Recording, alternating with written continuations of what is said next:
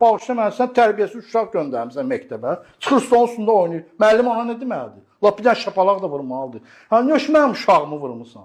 Və sən uşağı məktəbə göndərmisən, yoxsa bağışla məni zooparka göndərmisən? Bəs uşağa deyirəm ki, ay uşaq, müəllim sənin üçün qulaq asqından, ha. Müəllim lap sənin qulağı dartsa da əcəb eləyir.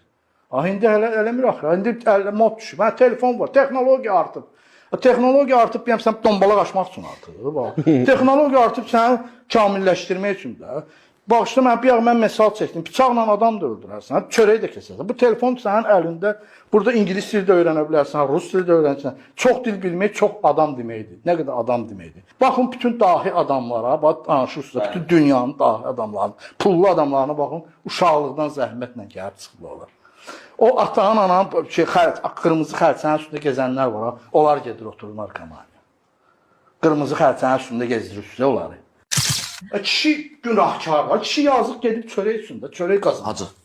Bu evdə anadır da, ana.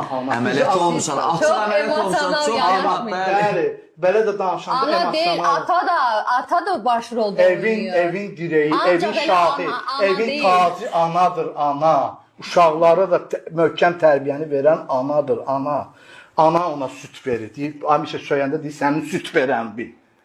Görürsən, bu söyüşü həmişə deymişik. Əgər o qadın da çox, əgər dayaq şiddət yeyirsə, həmən kişidən aldığı şiddəti də ötürür o şəkildə tərbiyə etdirir. Yaxşı, heç vaxt özünə qamçı. Ona görə tək analıq deyil. Ona görə. Uşağı dünyaya gətirən tək ana deyil, atadır. Dikbaşdırdır ailəni yıxan. Qadınların bugün Kişi nə vaxt boynuna alacaq ki, həm də atadır. Nə vaxt ana ilə əlbir olacaq. Gecə saat 12-də kişi gəlib girib evə, yazıq neyinə tər qan içində. Sən bir iskanda çay verirsən ona, bu kişi istənməsin deyil.